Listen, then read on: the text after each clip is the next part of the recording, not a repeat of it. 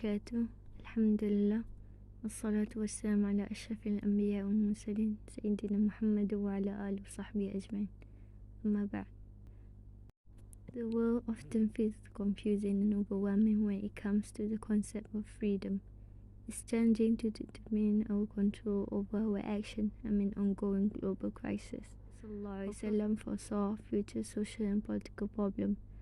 Further, in time, the world will become filled with evil and evildoers as to all the minor and major signs occurring, making it harder to stay on the right path. Terror, once defined by action, now depends on who is committing it. The worth of human life, rather than being grounded by biology, is now measured by nationality. The right to defend is no longer linked by being attacked, but rather depends on who is attacking and who is defending. Prison no longer requires criminal court. Authority alone is enough. Human rights, originally designed to protect individuals, now protect interests. Killing children is only a crime depending on their geographical location. Occupation has become a matter of perspective. Ethnic cleansing is being justified under the flag of freedom. You see, definition doesn't matter anymore, but authority does. Israeli colonization of Palestine is a grave issue with 85% of the land under its control, causing a humanitarian crisis. The Zionist movement and the Nakba played a significant role in this colonization. The ongoing suffering in Gaza is a man-made crisis characterized by repeated cycles of violence and oppression. The world perception is distorted, with Israel portrayed as a victim while Palestine suffering in a large ignored. The media often distort the narrative, highlighting aggressive acts of Israeli, including insulting the Prophet ﷺ, violating mosques, and celebrating while watching Palestinians being bombed across the cities. However, beyond narrative, polls reveals concerning attitude. 60% of Israeli Jews desire segregation, and half believe Jews are superior. In and itself, this data provide enough evidence for a clear understanding of who is the victim and oppressors. Efforts for international action face resistance, and global protests in solidarity with Palestine are often misrepresented in the media. Some channels seek to normalize relations with oppressors, which goes against the principle of justice. It's a problem with the world. It's a problem of imperialism. It's a problem of a system which places importance and places priority on big business ahead of human life. Colonization is not finished. Flags have just been replaced by large, big corporations. This is what we're dealing with. Certain media within their interest to demonize and dehumanize Muslim people, which any crime you carry out upon them is exceptional.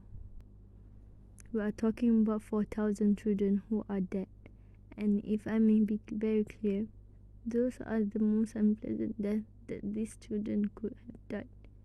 They're being crushed in their homes, they're losing their limbs, they're undergoing surgery without narcotic.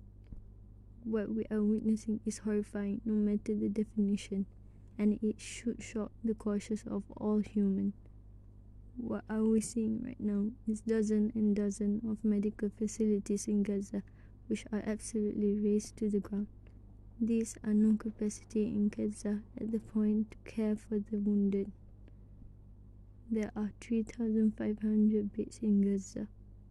Most of them are not available to patients at this point, and there are 10,000 plus wounded. There is no capacity to pause. They have to stop, allow the system to be able to rebuild, to be able to provide care. It's not even a war when knowing Israel has one of the best military in the world and the backing of many Western governments. Hamas attacked Israel partly to the long-standing unbearable Israeli siege on Gaza, which began when Hamas took control of the region. This, along with other factors, contributed to the conflict. Despite some international criticism, Israel had never faced serious call to end its siege, but rather openly called for the renewal of ethnic cleansing of civilians and destruction of entire Palestinian town. Meanwhile, the world has done little to push Israel's brutal system and instead often spoiled them with aid and cover to maintain it instead. Gaza has oil, lithium and coltan, and then there's Ben Gurion Canal project. Gaza is financial hub for these white countries, and Israel is taking hold to be the next superpower in the Middle East region and ruling all.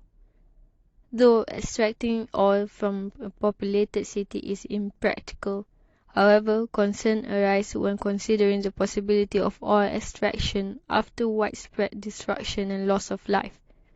This prompts questions about the motivation of certain politicians who may remain silent on the matter, suggesting a potential conflict of interest and a hindrance to achieving a ceasefire. The inequality between the awareness of an ordinary citizen and the obvious indifference of this politician raises concern about transparency and accountability in addressing the situation. It's pure nonsense. How is it that us are hearing the voices of 2.2 million people, and yet these politicians are deaf and blind? Oil. It's deeper than you think. America, UK and France are very much supporting Israel and are involved due to financial reasons. All these countries, including Israel, have always wanted access to the Suez Canal, as in the past they fought for it, and Egypt claimed to be theirs. Estimated the canal brings into Egypt about $9 billion a year. Israel has its own plan ahead to build a Ben Gurion Canal in the Mediterranean Sea, also intending to have it right at the north of Gaza. It's understandable why they evacuated leveling out Gaza. The facts are all rawly written in history. Why is the population of Israel less than 10 million? What is the population of Muslims in the world? 2 billion. We are 200 times more, but for some reason we cannot do much. The vast difference in population between Israel and Muslim world raises questions about the Muslim community's inability to address the issue. The leaders' hypocrisy is evident in their self-serving policies and political movement. Their relentless effort to maintain power, even at the expense of human life, can be exhausting to observe. In calling for Muslim armies to fight in Gaza, their action underscores the contradiction in their leadership. The resistance displayed by oppressed people, as highlighted by Karl Marx, is never futile, and revolutionary struggles serve as the driving force of human history. The current scenario reflects a clash between colonialism and imperialism on one side and the shared humanity of the masses on the other.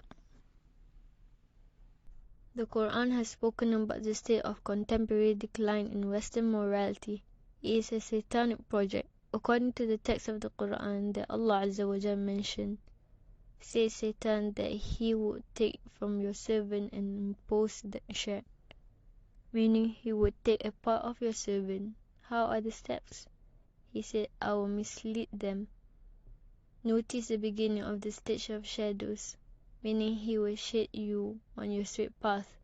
I will surely cast them into the trap of polytheism and apostate after that. Their wish is no substitute for the goal you were in. The goal you previously had was something you desire in Allah as your reference. They present to you an alternative formulated by the West as stated.